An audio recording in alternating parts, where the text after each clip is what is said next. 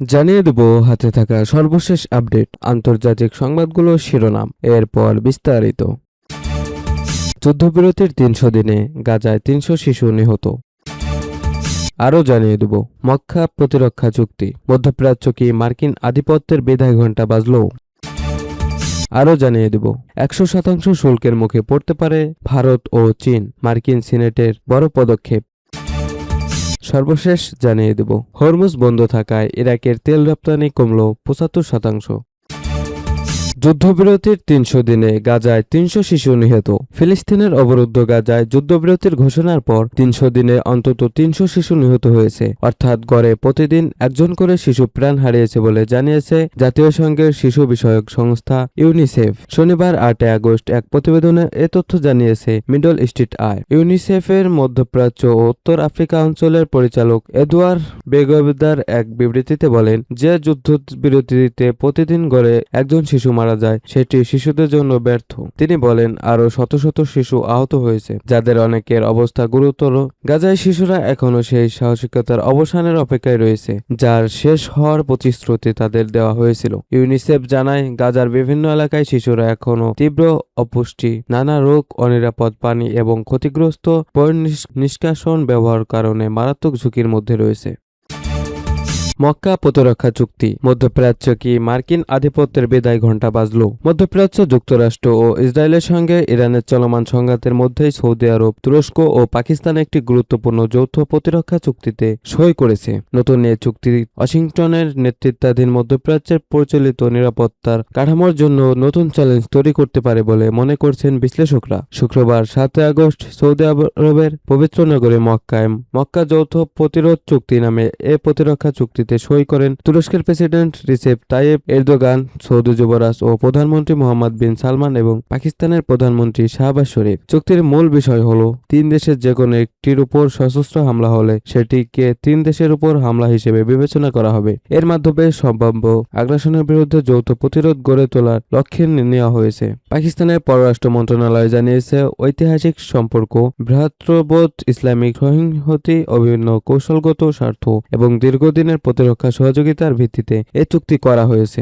একই সঙ্গে ৩ দেশ নিজেদের যৌথ নিরাপত্তা জোরদার এবং মধ্যপ্রাচ্য সহ বৃহত্তর অঞ্চলের শান্তি ও স্থিতিশীলতা প্রতিষ্ঠায় কাজ করবে। যুক্তরাষ্ট্রের জন্য চুক্তিটির সবচেয়ে গুরুত্বপূর্ণ দিক হল মধ্যপ্রাচ্যের ৩ প্রভাবশালী মুসলিম রাষ্ট্র নিজেদের নিরাপত্তার ক্ষেত্রে আরও বেশি কৌশলগত স্বনির্ভরতার দিকে এগোচ্ছে। দীর্ঘদিন ধরে সৌদি আরব সহ উপসাগরীয় দেশগুলোর নিরাপত্তার অন্যতম প্রধান ভরসা যুক্তরাষ্ট্র। সৌদি আরবে যুক্তরাষ্ট্রের সামরিক অবকাঠামো ও সম্পদ রয়েছে, কিন্তু ইরানের সঙ্গে সংঘাত, উপসাগরীয় অঞ্চলে হামলা এবং মধ্যপ্রাচ্যের ক্রমবর্ধমান অস্থিরতা দেশগুলোকে নিজেদের নিরাপত্তা ব্যবস্থাকে নতুন করে ভাবতে বাধ্য করছে। ১০০% শুল্কের মুখে পড়তে পারে ভারত ও চীন, মার্কিন সিনেটর বড় পদক্ষেপ। যুক্তরাষ্ট্রের সিনেটে রাশিয়ার জ্বালানি আমদানির উপর কঠোর শাস্তিমূলক একটি বিল বিপুল ভোটে পাশ হয়েছে। সিনেটে ৮০/১১ ভোটে অনুমোদিত এই বিলটি আইনে পরিণত হলে মার্কিন প্রেসিডেন্ট ডোনাল্ড ট্রাম্প রাশিয়ার তেল বা প্রাকৃতিক গ্যাসের শীর্ষ ৫ ক্রেতা দেশের উপর ১০০% পর্যন্ত শুল্ক আরোপ করার পূর্ণ ক্ষমতা পাবেন। আর এই শীর্ষ ৫ আমদানিকারক দেশের তালিকায় রয়েছে ভারত ও চীন। ইউক্রেন যুদ্ধের প্রেক্ষাপটে রাশিয়ার উপর অর্থনৈতিক চাপ আরও তীব্র করার উদ্দেশ্যে বিলটির নামকরণ করা হয়েছে প্রয়াত রিপাবলিকান সিনেটর ও ইউক্রেনের কঠোর সমর্থক লিন্ডসে গ্রামের স্মরণে। বিলটি পাশের পেছনে গুরুত্বপূর্ণ ভূমিকা রাখা ডেমোক্রেটিক সেনেটর রিচার্ড ব্লুমেন্থেল জানান, এর মাধ্যমে ইউক্রেনের জনগণকে পরিষ্কার বার্তা দেওয়া হয়েছে যে তারা একা নয়, বরং রুশ প্রেসিডেন্ট ভ্লাদিমির পুতিন কখনো ইউক্রেন জয় করতে পারবেন না। এছাড়া সেনেটে গ্রাহামের স্থলভিত্তিক হওয়া তার বোন ডার্লিং গ্রাম মন্তব্য করেন যে এই আইনটি সরাসরি পুতিনের সংবেদনশীল জায়গায় আঘাত হানবে। ভারত ও চীন ছাড়াও আজারবাইজান, হাঙ্গেরি এবং স্লোভাকিয়া বর্তমানে রাশিয়ার তেল ও গ্যাসের শীর্ষ ৫ আমদানিকারকের তালিকায় রয়েছে। তবে বিলে কিছু ব্যতিক্রমী ছাড়ের ব্যবস্থা রাখা হয়েছে। যেসব দেশ রাশিয়া থেকে ১৫% কম প্রাকৃতিক গ্যাস আমদানি করে এবং তা হ্রাসের জন্য নিয়মিত পদক্ষেপ নিচ্ছে, তারা এই কঠোর শুল্কের আওতা থেকে ছাড় পাবে। তাছাড়া মার্কিন নিষেধাজ্ঞা এড়াতে মস্কো মস্কো যে পুরনো বা নাম পরিবর্তনকারী তেল ট্যাঙ্কারগুলো ব্যবহার করে সেগুলোকে দমনের জন্য এই বিলে বিশেষ বিধান রাখা হয়েছে। একই সঙ্গে প্রেসিডেন্ট যদি মনে করেন তবে জাতীয় স্বার্থে তা মওকুফও করতে পারবেন। রাশিয়ার পাশাপাশি এই বিলটিতে 1996 সালের ইরান নিষেধাজ্ঞা আইনের মেয়াদ বাড়িয়ে 2031 সাল পর্যন্ত সম্প্রসারিত করা হয়েছে, যা ইরানের জ্বালানি খাতে বিনিয়োগকারী বিভিন্ন প্রতিষ্ঠানকে শাস্তির আওতায় নিয়ে আসবে। সিনেটের অনুমোদন পাওয়ার পর এখন বিলটি চূড়ান্ত অনুমোদনের জন্য মার্কিনের কংগ্রেসের নিম্নকক্ষ প্রতিনিধিদের পরিষদে পাঠানো হয়েছে, যা আগামী 31 আগস্ট অধিবেশন বসলে সেখানে উপস্থাপিত হবে।